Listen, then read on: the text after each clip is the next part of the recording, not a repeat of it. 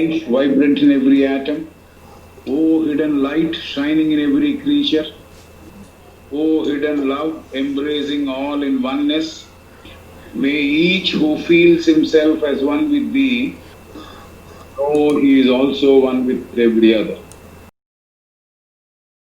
Read the question and answer we have done last, that is yesterday, and we'll proceed after that. The inquiry was asking, but if actions on material plane are unsatisfying, why should duties which are such actions be imperative? But if actions on the material plane are unsatisfying, why should duties which are such actions be imperative? Theosophist answered, first, because our philosophy teaches us that the object of doing our duty to all men first and to ourselves last is not the attainment of personal happiness, but of the happiness of others. The fulfillment of right for the sake of right, not for what it may bring us. Happiness or other contentment may indeed follow the performance of duty, but is not and must not be the motive for it. This was the answer we considered yesterday. Now we'll take up the next question. Inquiry is asking now, what do you understand precisely by duty in theosophy? What do you understand precisely by duty in theosophy? It cannot be the Christian duties preached by Jesus and his apostles, since you recognize neither. What do you understand precisely by duty in theosophy?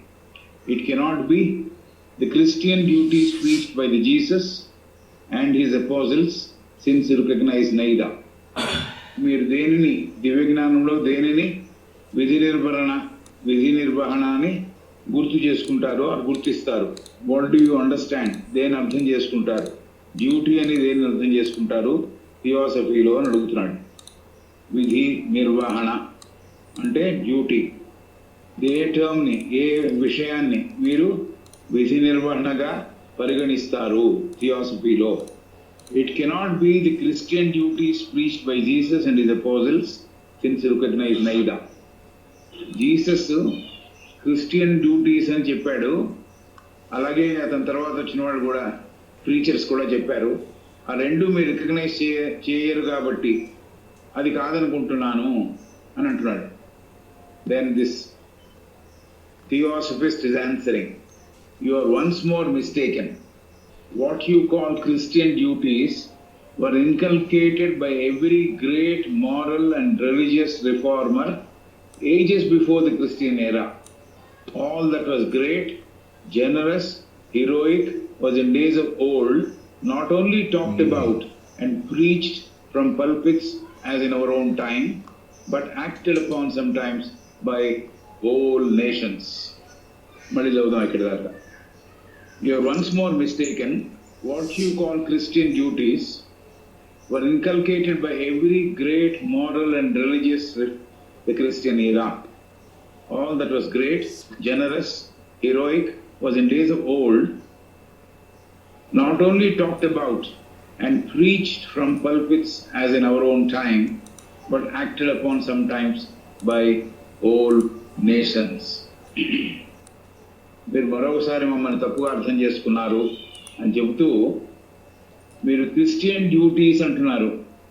Christian duties అనేవి Christian ఎరా మొదలవకముందే, Christian కాలము మొదలవకముందే చాలామంది నీతిని బోధించేవారు, అలాగే మతములలో మార్పులు తీసుకొచ్చేవారు.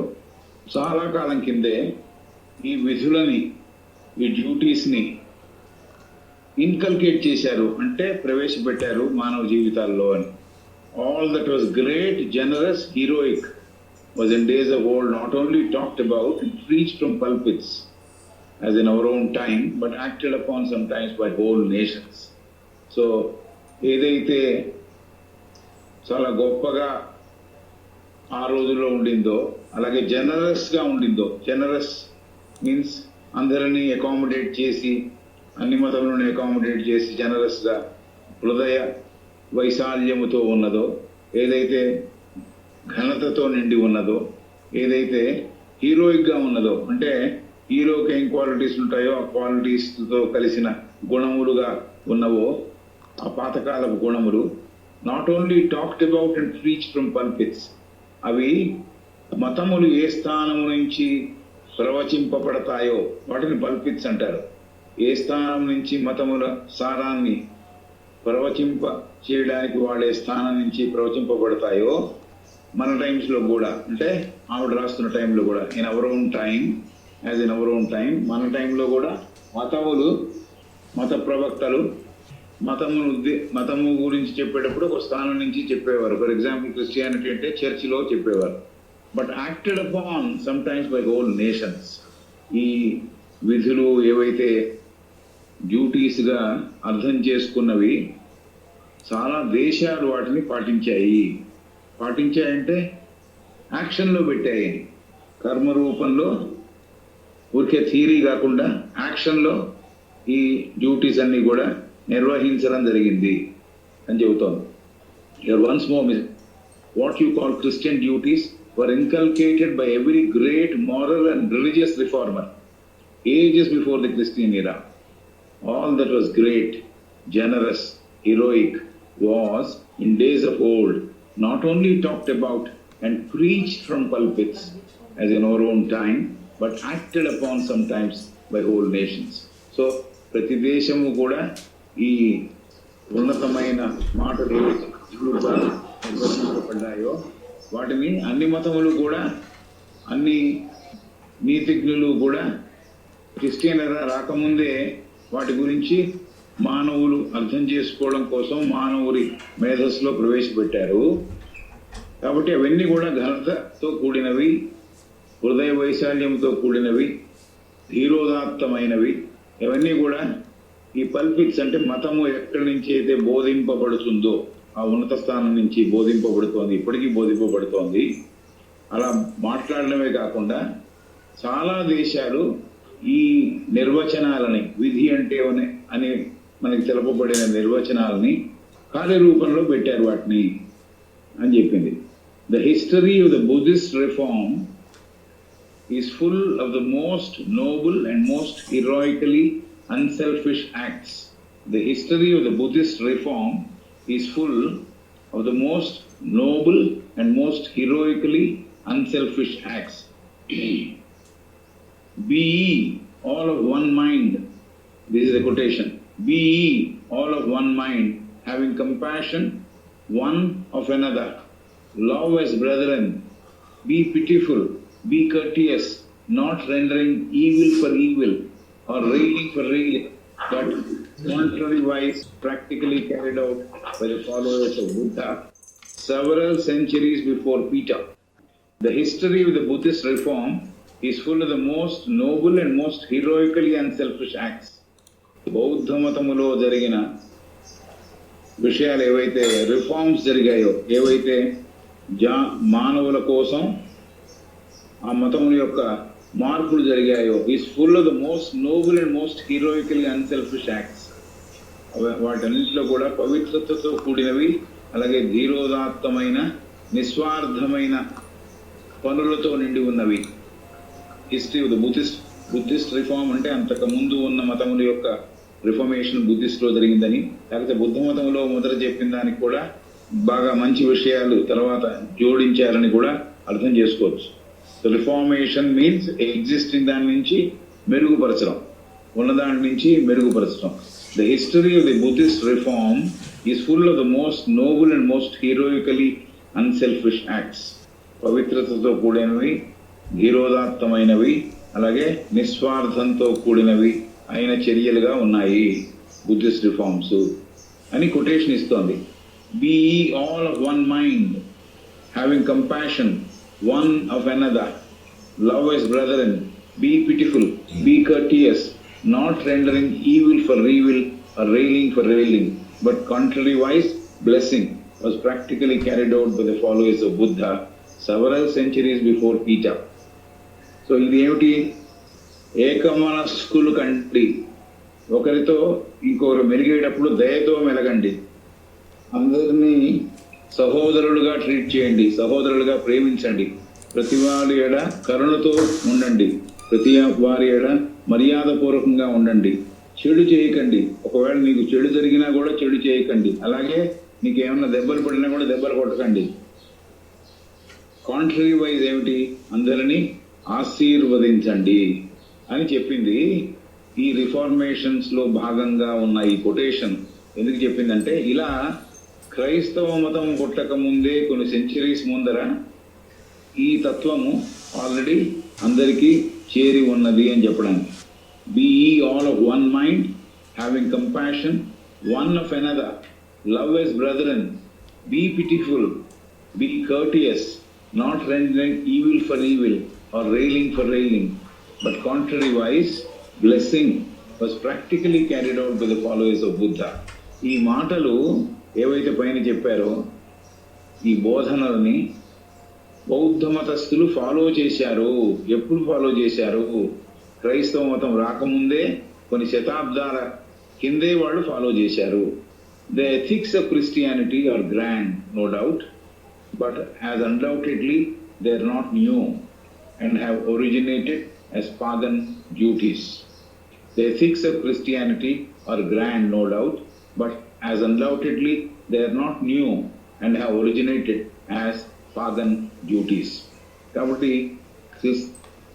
క్రైస్తవ మతం నీతివంతమైన మాటలు చాలా గొప్పవిగా ఉన్నాయి, గ్రాండ్గా ఉన్నాయి, అనుమానం లేదు దాంట్లో. But as undoubtedly they are not new. నిస్సందేహంగా అవి కొత్తవి మటుకు కాదు, నూతనంగా చెప్పిన మటుకు కాదు. And have originated as pagan duties. Pagan అంటే ఇది చాలాసార్లు అనుకున్నాం, ప్రాచుర్యమైన మతము కన్నా అంతకుముందు ఏదో ఒక మతాన్ని, ఒక మెథడ్ ఆఫ్ లివింగ్ని పాటించిన వాళ్ళని పాగన్స్ అన్నారు. సో ఈ పాగన్ రిలిజియన్స్లో కూడా ఈ డ్యూటీస్ అన్నీ చెప్పబడ్డాయి. కాబట్టి కొత్తగా, నూతనంగా, గ్రాండ్గా చెప్పినది ఏమి లేదు. అయితే క్రైస్తవ మతంలో చెప్పిన కూడా చాలా గ్రాండ్గా ఉన్నాయి, చాలా గొప్పగా ఉన్నాయి, వినడానికి చాలా గొప్పతనం సంతరించుకుని ఉన్నాయి. అయితే ఇది మొట్టమొదటిసారి క్రిస్టియానిటీలోనే పుట్టింది. ఈ మాటలు నూతనంగా పుట్టాయనడానికి కరెక్ట్ కాదు, నిస్సందేహంగా అంతకు ముందే ఉన్నాయి. They have originated from the pagan duties. Pagan అంటే అప్పుడు ప్రాచుర్యంలో ఉన్న మతము కన్నా అంతకుముందే ఉన్న మతములో ఉన్న మనుషులు ఎవరైతే ఆ మతాన్ని పాటిస్తున్నారో వాళ్ళు, ఆ మతములలోనే ఈ డ్యూటీస్ అన్నీ చెప్పబడ్డాయి అని చెప్పింది. And how would you define these duties? Next question. And how would you define these duties or duty in general as you understand the term? Inquirer is asking now. And how would you define these duties or duty in regard as you understand the term? ఎలా మీరు ఈ రెండింటినీ నిర్వచిస్తారు? Duties అలాగే duty, ఏవైతే ధర్మముగా ఆచరించవలసినది, దాని అన్ని కలిపితే ఉండే ఒక మూట, అది డ్యూటీస్, ధర్మ ప్రవర్తనతో కలిగేది duty. And how would you define these duties or duty in general? సామాన్యంగా ఎలా మీరు దీన్ని నిర్వచిస్తారు, మీరు ఎలా అర్థం చేసుకుంటారు? డ్యూటీ అంటే ఏమిటి? ధర్మం అంటే డొనేషన్ కాదు, మత ధర్మము అయితే మతము చెప్పబడిన ప్రవర్తన సరళి. ఇది ఎట్లా మీరు అర్థం చేసుకుంటారు, ఎలా నిర్వచిస్తారు అని. Duty is that which is due to humanity. అక్కడ అవుదాం. Duty is that which is due to humanity. ఎంతసేపు అన్నా మనం ఆలోచించచ్చు దీని మీద, అందుకని నేను అక్కడ ఆగుదాం అన్నా. మళ్ళీ చదువుతా. Duty is that which is due to humanity, to our fellow men, neighbours, family, and especially that which we owe to all those who are poorer and more helpless than we are ourselves. Duty is that which is due to humanity. మానవాళికి అందించవలసిన ఏదైతే అందించాల్సినది ఉందో అదే duty అంటే, అదే ప్రవర్తనా సరళి అంటే, మత ప్రవర్తనా సరళి అంటే. Duty is that which is due to humanity. మానవాళికి అందరికీ మనం అందించాల్సిన విషయం ఏదన్నా ఉంది అంటే అదే డ్యూటీ, అదే మత ప్రవర్తనా సరళి. డ్యూటీ ఎవరెవరికి ఉంది, ఎవరెవరికి చేయాలి? టు అవర్ ఫెలో మెన్, మనతో పాటు జీవిస్తున్న వాళ్ళకి, neighbours, family, and especially that which we owe to all those who are poorer and more helpless than we are ourselves. మన తోటి మనుషులకి, మన దేశంలో ఉండే వాళ్ళకి అలా కూడా అనుకోవచ్చు. మన నైబర్స్, మన పక్కన నివసిస్తున్న వాళ్ళకి, మన ఫ్యామిలీ మెంబర్స్కి, మన ఫ్యామిలీకి, especially that which we owe to all those who are poorer, దయనీయమైన స్థితిలో ఉన్నవాళ్ళు, poorer, దయనీయమైన స్థితిలో ఉన్నవాళ్ళు, వాళ్ళు ఎంతో సహాయము కావాలేమో అనే స్థితిలో, సహాయం ఎవరైనా చేయాలనే స్థితిలో ఉన్నారు, వాళ్ళు హెల్ప్లెస్ స్టేట్లో ఉన్నారు. వాళ్ళకి, ఎస్పెషలీ వాళ్ళకి మనము వారి ఎడ ఈ డ్యూటీలు నిర్వహించాలి అని. Not only to humanity consist of all this అని. Duty is what is due to humanity అని ముందర డిఫైన్ చేసిన తర్వాత he went on to add to our fellow men, neighbors, family, and especially that which we owe to all those who are poorer and more helpless than we are ourselves. మనకన్నా దీన స్థితిలో ఉన్న వాళ్ళకి, మనకన్నా మనం వాళ్ళకి సహాయం చేసే స్థితిలో వాళ్ళు ఉన్నారు కాబట్టి, సహాయం రిసీవ్ చేసుకునే స్థితిలో వాళ్ళు ఉన్నారు కాబట్టి, అలాంటి వాళ్ళకి, మనకన్నా బీద స్థితిలో ఉన్న వాళ్ళకి, మత ధర్మము ప్రకారము మనం వాళ్ళకి హెల్ప్ చేయాల్సిన అవసరం ఉన్నది, డ్యూటీ నిర్వర్తించాల్సిన అవసరం ఉన్నది అని చెబుతాను. This is the debt which if left unpaired during life leaves us spiritually insolvent and moral bankrupts in our next incarnation. This is a debt which if left unpaid during life leaves us spiritually insolvent, bankrupt in our next incarnation. ఈ విధి కనుక మనం నిర్వర్తించకపోతే, ఈ duty కనుక మనం చేయకపోతే, ఎవరికి సహాయం చేయాలో వారికి సహాయం చేయకపోతే ఏమవుతుంది? Spiritually we become insolvent. చైతన్యవంతంగా, లేకపోతే లోపల ఉండే చైతన్యవంతమైన స్థితి ఒకటి ఉంది కదా, అదంతా దివాలా తీసినట్టుగా అయిపోతుంది, దివాలా కోరుతనంతో నిండిపోతుంది. అలాగే మారల్ బ్యాంక్రప్ట్ అంటే కూడా అప్పులు ఎక్కువ ఉన్నాయి, వనరులు తక్కువ ఉన్నాయి, ఆస్తులు తక్కువ ఉన్నాయి, వనరులు అప్పులు ఎక్కువ ఉన్నాయి, వాళ్ళని ఇన్సాల్వెంట్ అంటారు, లేకపోతే బ్యాంక్రప్ట్ అంటారు. బ్యాంక్రప్ట్ అంటే బ్యాంకులో డబ్బులు లేవు కాబట్టి అతను బ్యాంక్రప్ట్ అయ్యాడు. అలాగే ఇన్సాల్వెంట్ అంటే కూడా అప్పులు ఎక్కువ ఉన్నాయి, ఆస్తులు తక్కువ ఉన్నాయి. అలాగా నా చైతన్యవంతమైన స్థితి ఏదైతే ఉందో అదంతా కూడా దివాలా తీసిన స్థితిగా మిగిలిపోతుంది. నేను హెల్ప్ ఎప్పుడైతే చేయలేదో, if I have not paid, if I have left that unpaid, this is a debt. ఇది ఒక రుణము లాంటిది, దైవీక రుణము, హ్యుమానిటీకి చేయాల్సిన రుణము, ఇవ్వాల్సిన రుణము. ఈ రుణము నేను తీర్చనందువల్ల, నేను పే చేయనందువల్ల చైతన్యవంతంగా నేను ఇన్సాల్వెంట్ అయిపోతున్నా, బ్యాంక్రప్ట్ అయిపోతున్నా, మారల్గా కూడా బ్యాంక్రప్ట్ అవుతున్నా, నీతివంతమైన జీవితం కూడా జీవిస్తున్నా అని చెప్పడానికి వీలైన స్థితిలో పడిపోతున్నా, బ్యాంక్రప్ట్ అయిపోతున్నా. ఎప్పుడు? నెక్స్ట్ ఇన్కార్నేషన్లో అది జరుగుతుంది. This is the debt which if left unpaid during life leaves us spiritually insolvent and moral bankrupt in our next incarnation. వచ్చే జన్మలో ఏమాత్రము నీతివంతమైన జీవితం జీవించకుండా, అలాగే ఏమాత్రము చైతన్యవంతమైన జీవితము జీవించకుండా ఉండడానికి, ఆ రెండు దివాలా తీసిన స్థితిలో ఉండే స్థితిలో పడిపోయి వచ్చే జన్మ అనుభవిస్తాము అని చెబుతాను. This is a debt which if left unpaid during life leaves us spiritually insolvent and morally bankrupts in our next incarnation. Theosophy is the quintessence of duty. Theosophy is the quintessence of duty. సారాల్లోకంతా మళ్ళీ ఇంకా సారం పిండితే ఏదైనా ఉంటే అదే దివ్యజ్ఞానం అంటే అని చెబుతాను. సారమే ఒక రకంగా ఒక పండులోంచి తీసింది అనుకుందాం, ఆ సారం నుంచి కూడా ఇంకా సారం తీశా. క్వింటెసెన్స్ అంటే సారముల్లో కల్లా సారము, అది దివ్యజ్ఞానం అని చెబుతాను. కాబట్టి మళ్ళీ ఒకసారి ఈ రిప్లై చదువుతా, క్వశ్చన్ కూడా చదువుతా, because it needs to be noted down. And how would you define these duties, or duty in general, as you understand the term? And how would you define these duties or duty in general as you understand the term? మీకు ఎలా అర్థం అవుతోంది ఈ duty అంటే? Duty is that which is due to humanity.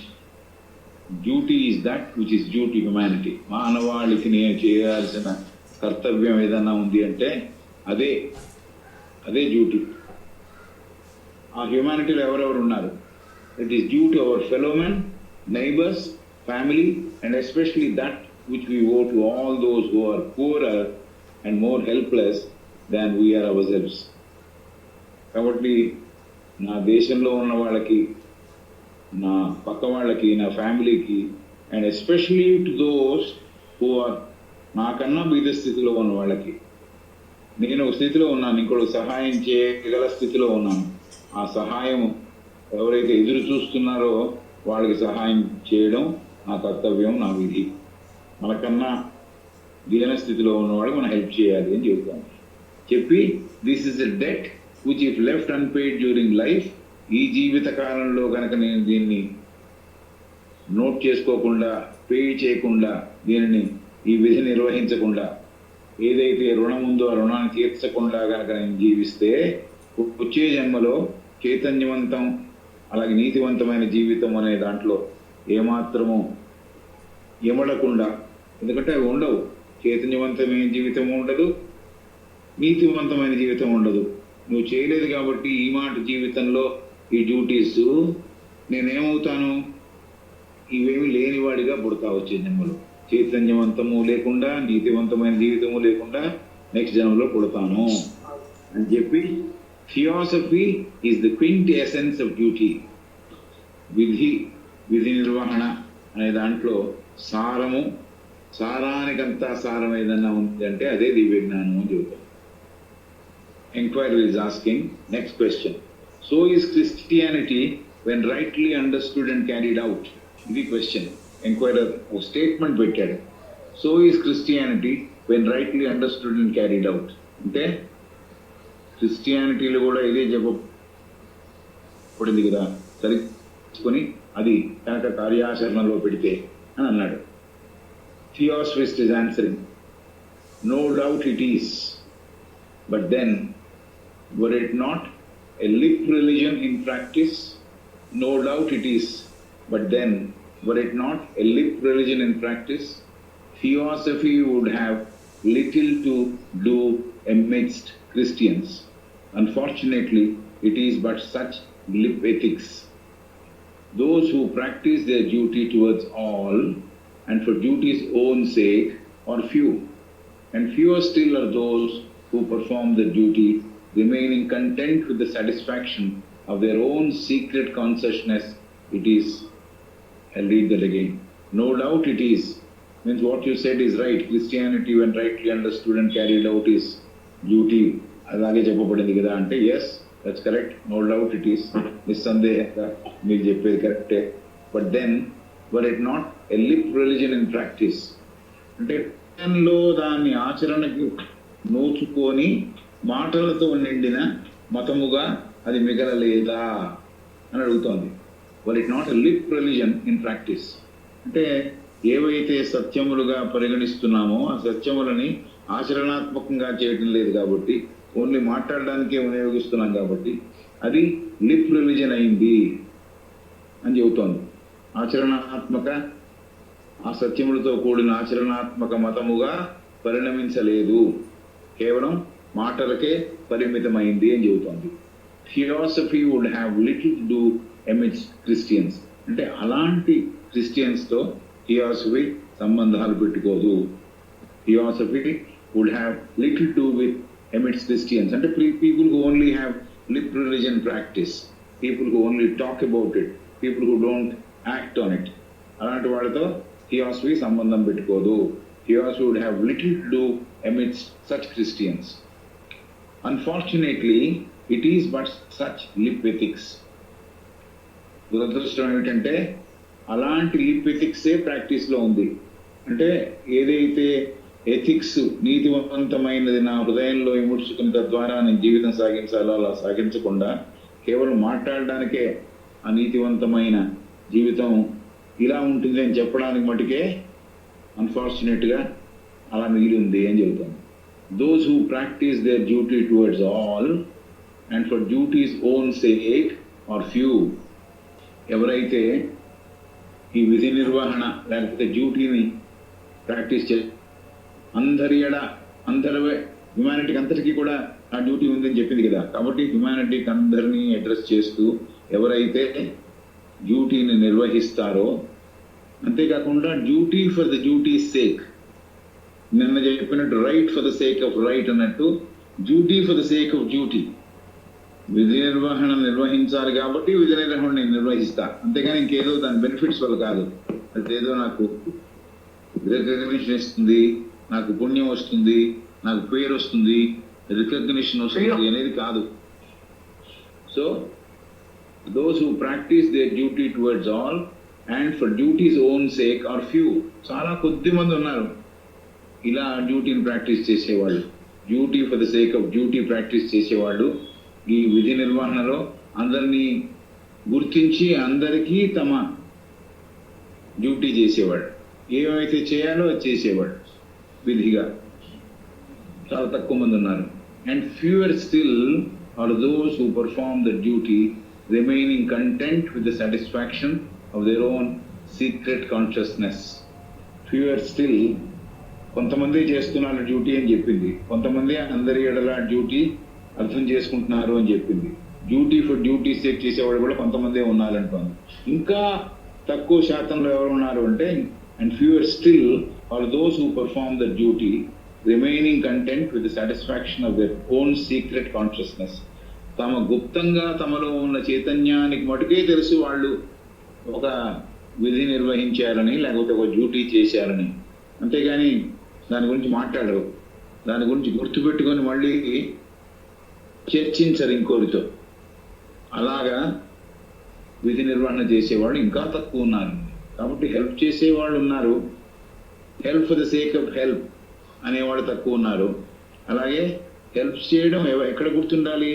నా consciousness గుర్తుండాలి, నా చైతన్యానికి గుర్తుండాలి, అంతేగాని మాటి మాటికి దాన్ని గుర్తుకు తెచ్చుకొని మెమరీలోకి తెచ్చుకొని మెమరీలో నుంచి మళ్ళీ అందరితో మాట్లాడడానికి పనికిరాని మాటలు మాట్లాడడానికి కుదరదు, అలా చేయకూడదు. That is not duty performing అని చెబుతాం. So is Christianity when rightly understood and carried out? Reply is, no doubt it is, but then were it not a lip religion in practice, theosophy would have little to do amidst such Christians. Unfortunately, it is but such lip ethics.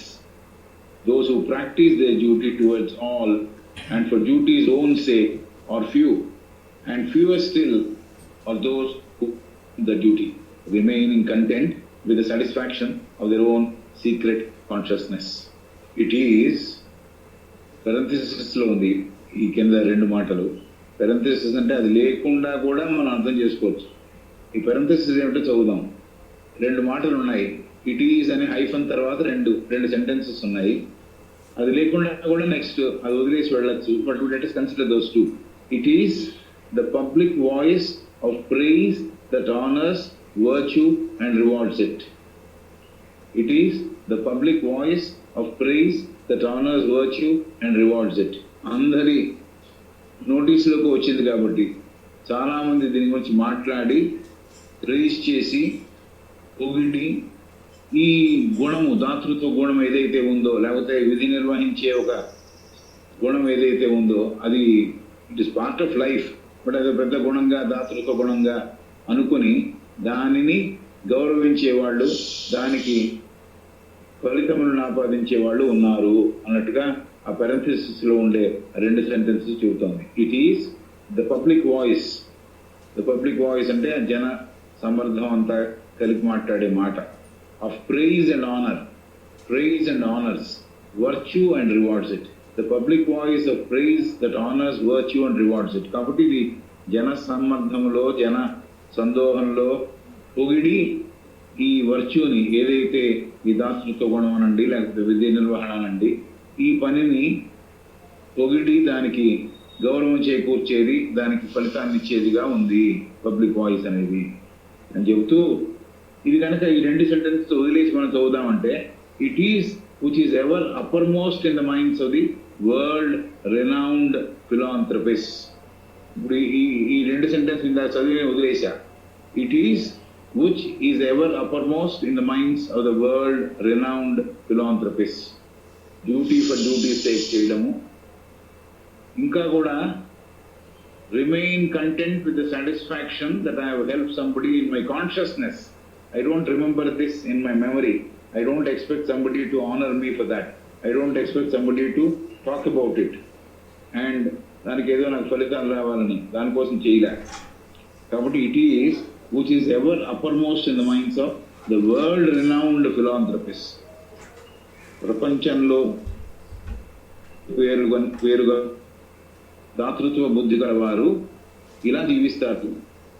జీవించిన దానికి అంటే ఎలా దాతృత్వ బుద్ధితో జీవించారంటే, ఫిలాంథ్రపిస్ట్తో జీవించారంటే, నా కాన్షియస్నెస్కి ఏర్పడిన తృప్తే చాలు, దీని గురించి ఎవరు మాట్లాడక్కర్లేదు అని.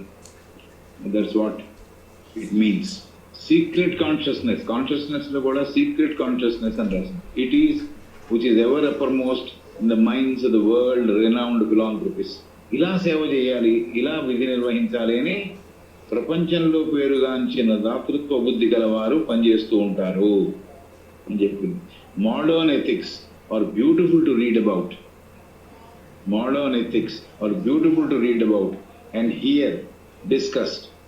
But what are the words unless converted into actions? Modern ethics are beautiful to read about and hear discussed. But what are the words unless converted into? So, నవీనముగా ఏవైతే నీతివంతమైన మాటలు ఏవైతే ఉన్నాయో, ఎథిక్స్, నీతివంత సూత్రములన్నీ కలిపి పెట్టారో ఒక చోట ఎథిక్స్గా, నీతి శాస్త్రముగా పెట్టారో, ఆ మోడర్న్ ఎథిక్స్ ఏదైతే ఉందో అవి చాలా అందంగా ఉన్నాయి చదవడానికి. ఆ బ్యూటిఫుల్ టు రీడ్, చదవడానికి చాలా అందంగా ఉన్నాయి ఆ మాటలు. ఆ మాటలు వినడానికి కూడా వినసంపుగా ఉన్నాయి, అలాగే డిస్కస్ చేయడానికి కూడా పనికొచ్చేవిగా ఉన్నాయి. ఒకళ్ళతో ఒకళ్ళు మాట్లాడుకోవడంలో ఈ నీతివంతమైన మోడర్న్ నీతి శాస్త్రాన్ని మాట్లాడుకోవడం కూడా బాగుంది, వినడానికి బాగుంది, చదవడానికి బాగుంది. But what are words unless convert into actions? మాటలేం ప్రయోజనము, దానిని కార్యాచరణ చేయలేకపోతే, యాక్షన్లోకి రాకపోతే మాటల యొక్క ఫలితమేమి, మాటల యొక్క బెనిఫిట్ ఏమి? What are words unless converted into actions? మాటలు ఏమీ చేయలేవు కదా, మాటలని కార్యరూపంలో పెడితేనే ఏదైనా బెనిఫిట్. కాబట్టి మాటలు ఉత్తి మాటలు ఏం లాభం అని చెబుతాను. Finally, if you ask me how we understand theosophical duty practically and in view of karma, I may answer you that our duty is to drink to the last drop without a murmur whatever contents the cup of life may have in store for us. To pluck the roses of life only for the fragrance they may shed on others, and to be ourselves content but with the thorns. If that fragrance cannot be enjoyed, depriving someone else of it. Finally, if you ask me how we understand theosophical duty practically and in view of karma, I may answer you that our duty is to drink the last drop without a murmur, whatever contents the cup of life may have in store for us. ఇది ప్రధానంగా మనం చేయాల్సిన duty అని చెబుతాను. Theosophical సొసైటీలో members, theosophist చేయాల్సిన duty ఏమిటంటే, if you ask me how we understand theosophical duty as per theosophy and also with కర్మ ఇన్ ద బ్యాక్గ్రౌండ్, కర్మ సిద్ధాంతాన్ని కూడా మనసులో పెట్టుకుని థియోసాఫికల్ డ్యూటీ ఆచరణాత్మకంగా ఏది అంటే, I may answer you that our duty is to drink to the last drop without murmur, whatever contents the cup of life may have in store for us. నేను జీవితాన్ని ఒక కప్పులో ఉన్న సారముగా, లేకపోతే కప్పులో ఉన్న ఒక పానీయముగా అనుకుంటున్నా. ఆ పానీయాన్ని చివరి డ్రాప్ దాకా, లాస్ట్ డ్రాప్ దాకా, చివరి బొట్టు దాకా ఏమీ కంప్లైంట్ లేకుండా, ఏ మర్మరు లేకుండా, అంటే ఏ కంప్లైంట్ లేకుండా ప్రతిది బొట్టు కూడా ఆనందంగా తాగడం, ఏదైతే నాకు రాసి పెట్టబడిందో దాన్ని సంపూర్ణంగా అనుభవించడం, అది ఒకటి. తర్వాత to pluck the roses, rose అంటే రోజా పువ్వులు, to pluck the roses of life only for the fragrance they may shed on others. ఈ పూలని కొయ్యడం ఎందుకంటే దాని సౌరభాన్ని ఇతరులతో పంచుకోవడానికి. For the fragrance they may shed on others.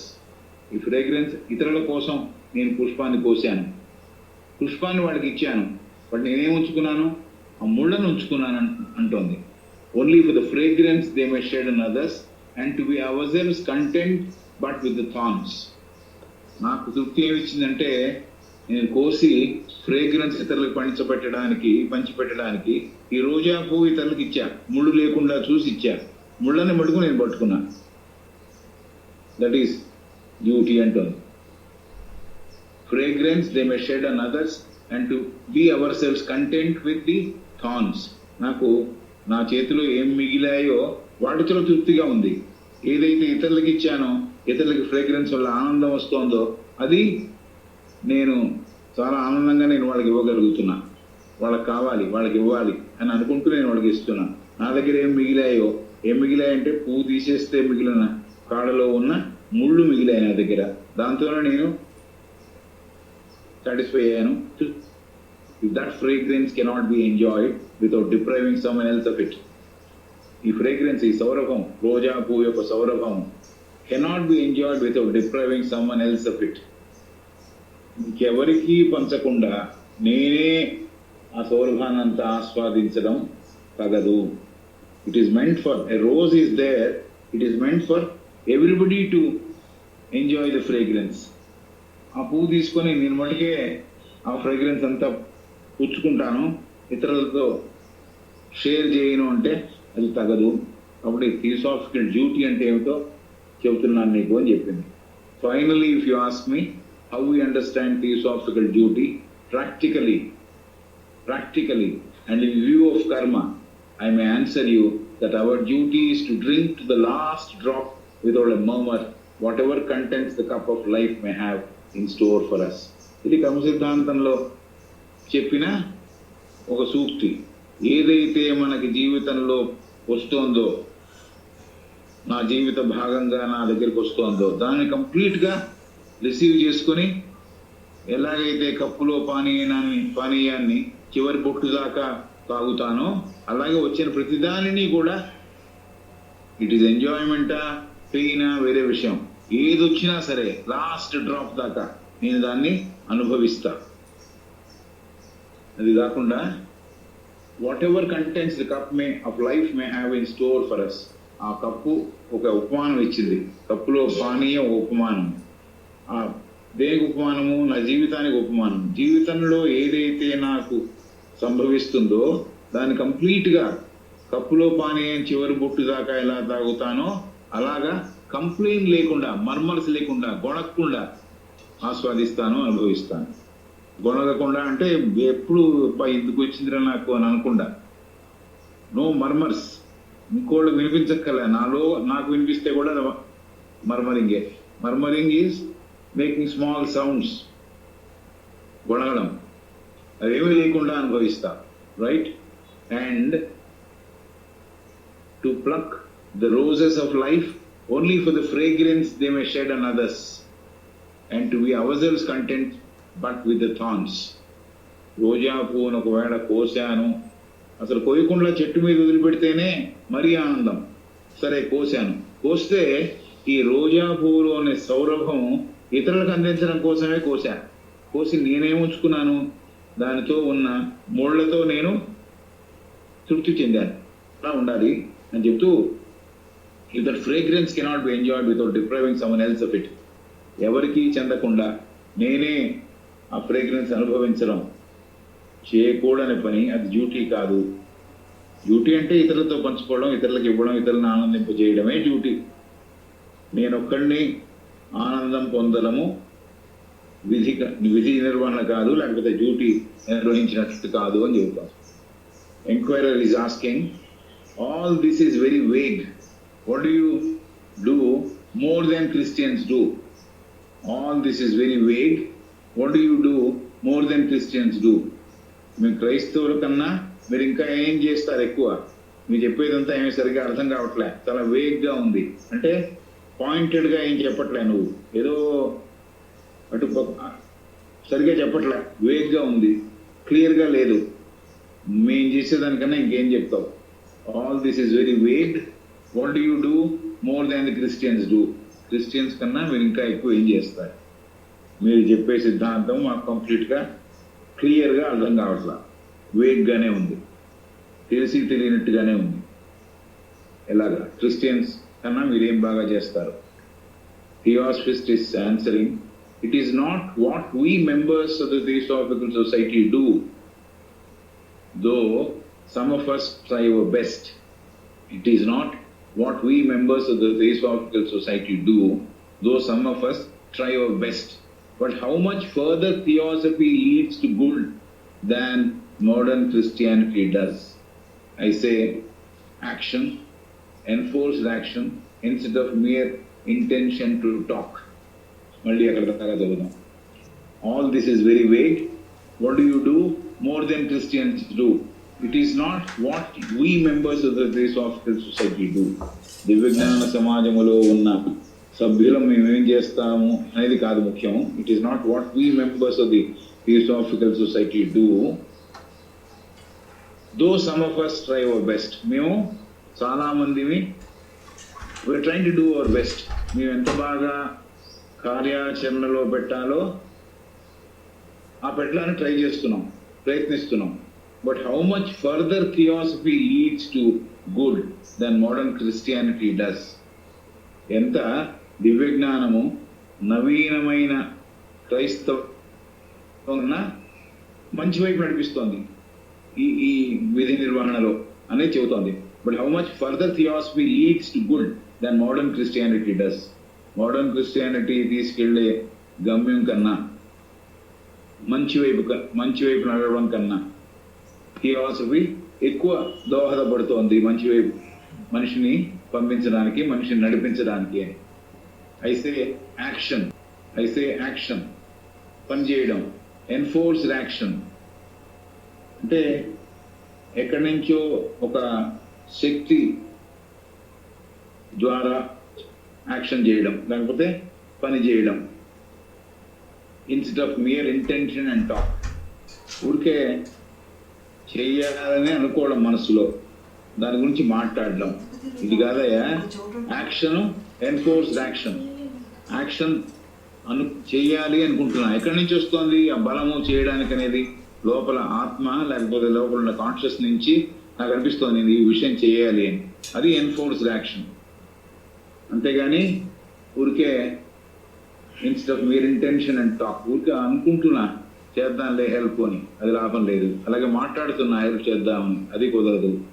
కార్యాచరణే ముఖ్యము. ఆ కార్యాచరణ ఎక్కడి నుంచి వస్తుంది అనేది ముఖ్యము అని చెబుతోంది. A man may be what he likes, the most worldly, selfish and hard-hearted of men, even a deep-dyed rascal, and it will not prevent him from calling himself a Christian or others from so regarding him. A man may be what he likes, the most worldly, selfish and hard-hearted of men, even a deep-dyed rascal, and it will not prevent him from calling himself a Christian or others from so regarding him. ఒక మనిషి అతనికి నచ్చింది ఏదో అతను చేస్తున్నాడు. Maybe what he likes, తను ఎలా ఉండాలనుకుంటున్నాడో అలా ఉంటున్నాడు. ద మోస్ట్ వరల్డ్లీ అంటే ప్రాపంచిక దృష్టితో జీవిస్తున్నాడు. ప్రపంచంలో ఉండేవే అనుభవించాల్సిన విషయాలు అనుకుంటూ జీవిస్తున్నాడు వరల్డ్లీ విజన్తో. అలాగే సెల్ఫిష్ ఫెలో, స్వార్థపరుడు. అలాగే మేబీ హార్డ్-హార్టెడ్ ఆఫ్ మెన్, సున్నిత హృదయుడు కాదు, చాలా హార్డ్-హార్టెడ్ ఫెలో, కరుడుగట్టిన హృదయం ఉన్నవాడు. అలాగే even a deep dyed rascal, అతని మనస్సుకంతా కూడా ఇలాంటి రంగులు పొలమబడ్డాయి. డీప్ డైడ్, విపరీతమైన రంగులు. ఏమిటి సెల్ఫిష్నెస్, అలాగే తన గురించి తను ఆలోచించుకోవడం, ప్రపంచ దృష్టితో జీవించడం, ఇలాంటివన్నీ కూడా అతనిలో రంగులు పొలమబడి అతని మనస్సంతా కూడా అలా ఉంది. So he is called a deep dyed rascal. Rascal అంటే someone who cannot be respected, rascal. And it will not prevent him from calling himself a Christian. అలా ఉంటూ కూడా నేను క్రిస్టియన్ నేను పిలుచుకుంటాడు, నేను క్రిస్టియన్ నేను వ్యవహారం చేస్తాడు. కాబట్టి అలాంటి వాడు క్రిస్టియన్ అని తాను వర్ణించుకుంటున్నాడు. Or others from so regarding him. కాబట్టి ఇతరులు కూడా తనని క్రిస్టియన్ గా గుర్తించవలే అని అనుకుంటాడు. అతని దగ్గర ఉన్న క్వాలిటీస్ అన్ని ఏమిటి? A man may be what he likes the most worldly. అతనికి ఏం నచ్చుతోందంటే ప్రాపంచిక దృష్టితో జీవించడం నచ్చుతోంది, అలాగే స్వార్థపూరితమైన జీవితం నచ్చుతోంది, అలాగే కరుడు కట్టిన హృదయంతో జీవించడం నచ్చుతోంది. ఇవన్నీ కలిపి కలగలిపిన రంగులతో నిండిన హృదయంతో జీవిస్తున్నాడు. ఇది రాస్కెల్, గౌరవానికి అర్హుడు కాదు. అలాంటి వాడు అతనే పిలుచుకుంటున్నాడు నేను క్రిస్టియన్ అని. It will not prevent him. అంటే ఇంతలా దారుణమైన జీవితం జీవిస్తున్నా కూడా అరే నేను క్రిస్టియన్ పిలుచుకోవడానికి అర్హుడినా అని అనుకోవట్లే. నాకు అతని ఆలోచన ఏముంటుందని నేను క్రిస్టియన్ని, నేను ట్రూ క్రిస్టియన్ అనుకుంటున్నాడు. అలాగే ఇతరులు కూడా క్రిస్టియన్ గా తనని గుర్తించాలి అనుకుంటున్నాడు. ఇది అతను చేసే జీవితం.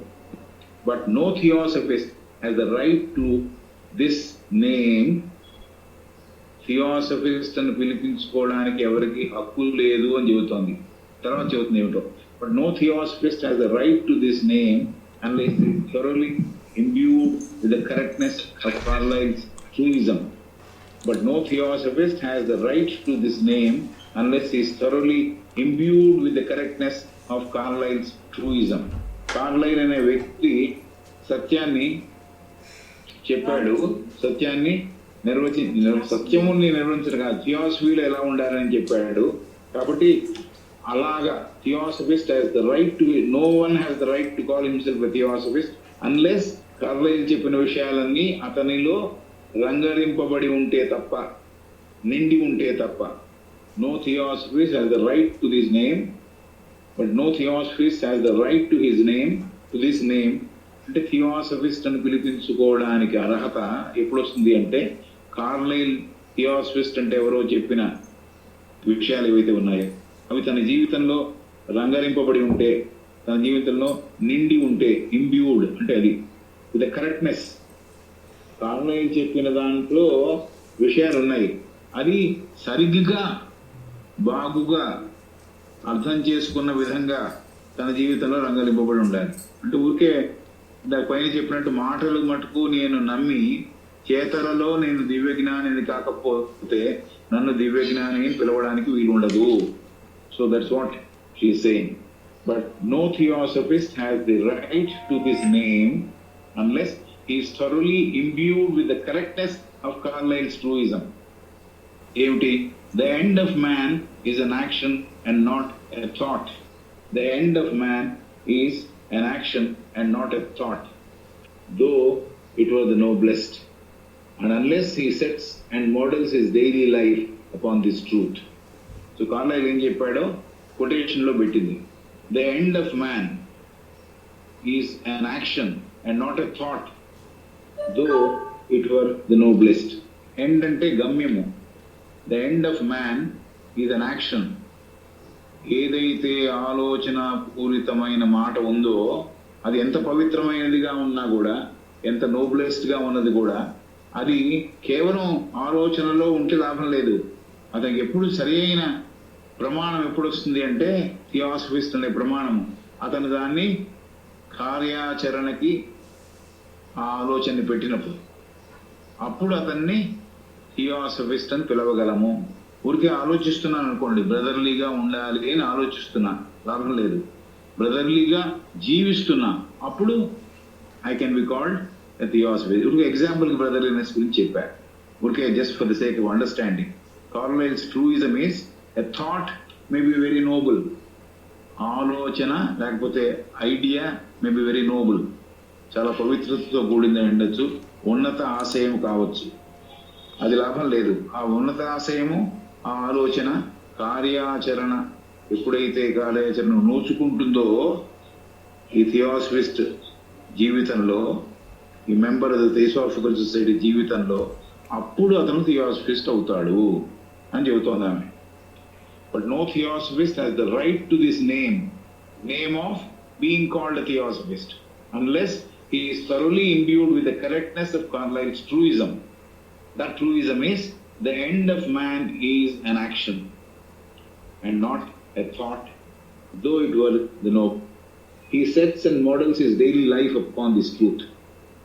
ఏదైతే సత్యము అనుకుంటాడో, ఏదైతే ఆచరణలో పెట్టాలి అనుకుంటాడో, అది అతని నిజ జీవితాన్ని నిర్మాణము చేయకపోతే, నిజ జీవితంలో భాగం కాకపోతే, నిజ జీవితాన్ని ఆ సత్యమున ఆధారంగా తను నిర్మించుకోకపోతే అతన్ని దివ్యజ్ఞాని అని పిలవలేము. సో మళ్ళీ ఈ పోర్షన్ మళ్ళీ చదువుదాం. But no theosophist has the right to this name unless he is thoroughly imbued with the correctness of Carlyle's truism. Carlyle is the name of the person. Carlyle. Carlyle's truism. The end of man is an action and not a thought, though it were the noblest. And unless he sets and models his life upon the truth. So, చాలా క్లియర్గా చెప్పింది. ఊరికే మాటలతో జీవితం సాగిస్తానంటే బయట ప్రపంచంలో కూడా చాలా మంది మాటలతో జీవితం సాగిస్తూ నన్ను క్రిస్టియన్ అని పిలుచుకునే వాళ్ళు, ఇతరులు కూడా క్రిస్టియన్ రికగ్నైజ్ చేయగలరు అని అనుకునే వాళ్ళు చాలా మంది ఉన్నారు. అలాగా థియాసఫిస్ట్ కూడా ఊరికే మాటలతో ఆలోచనలతో పరిమితం అవ్వకుండా ఆ సత్యాన్ని జీవించేవాడుగా మారినప్పుడే అతనిని థియాసఫిస్ట్ అని పిలవడం జరుగుతుంది. ఆ పేరుకి అతను అర్హుడు. ఈ ట్రూయిజం, ఈ సత్యం అంతా కూడా అతని జీవితంలో భాగమైపోవాలి, రంగరింపబడాలి. అది ఆవిడ చెబుతోంది. The profession of a truth is not at the enactment of it. The profession of a truth is not at the enactment of it.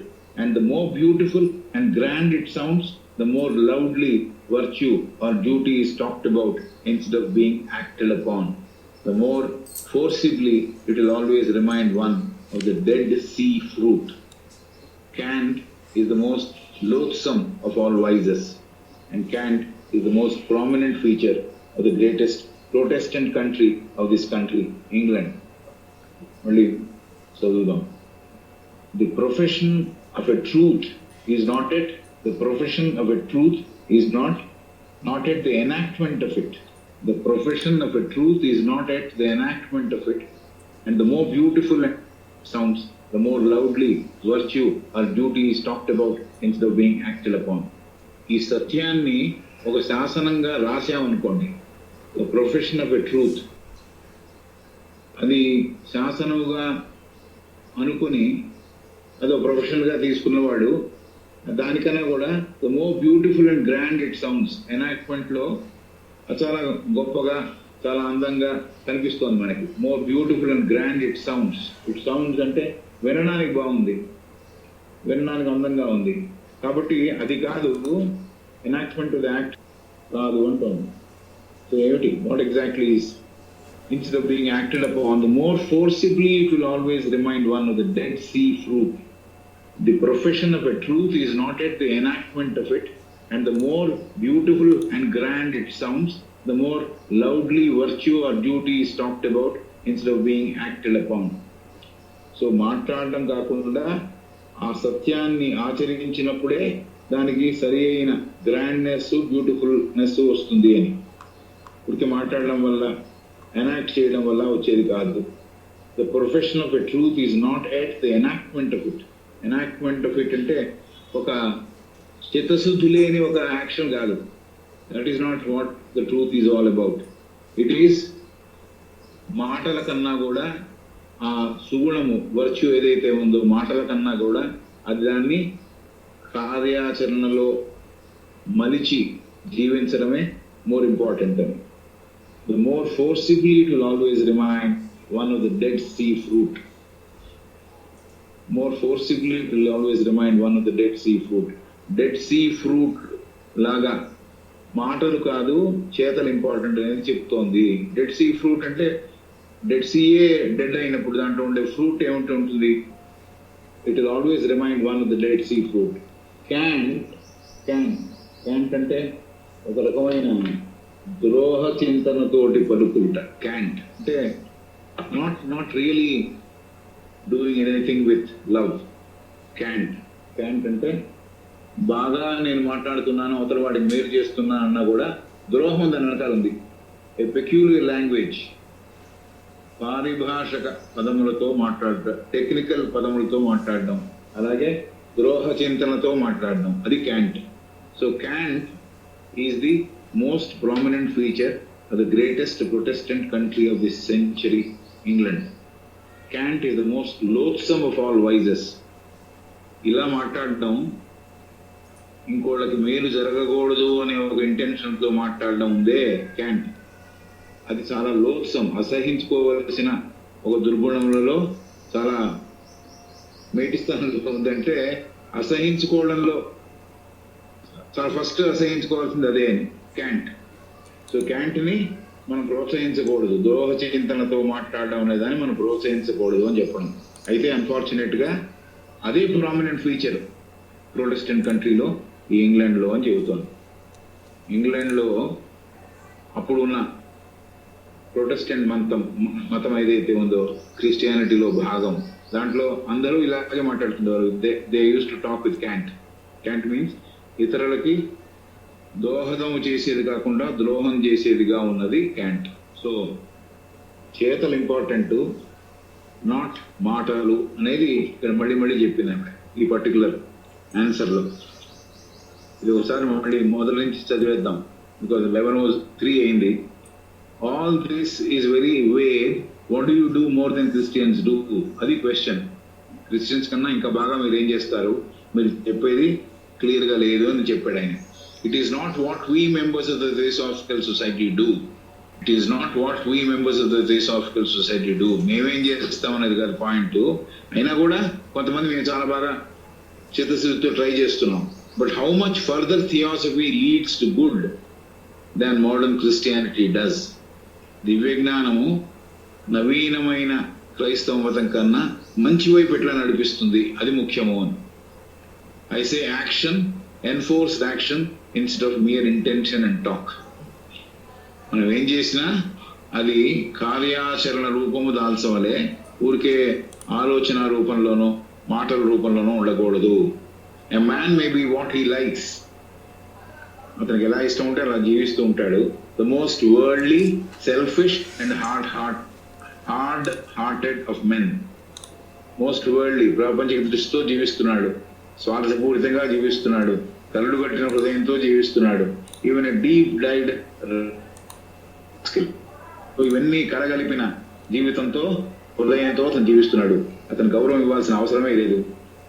And ఇంత చేసినా కూడా it not prevent him from calling himself Christian అని పిలవకుండా అతను ఉంటలే, తను Christian అని పిలుచుకుంటున్నాడు. అదే కాదు, ఇతరులు కూడా తన క్రిస్టియన్ అని గుర్తించాలని అనుకుంటున్నాడు. ఇది వాడు చేస్తున్నాడు. చిత్తశుద్ధి లేకుండా ఓన్లీ మాటలు మాట్లాడడం, చేతలు చేయడం, ప్రాపంచిక దృష్టితో జీవించడం, నిస్వార్థంగా జీవించకుండా స్వార్థంతో జీవించడం, ఇవన్నీ చేస్తున్నాడు.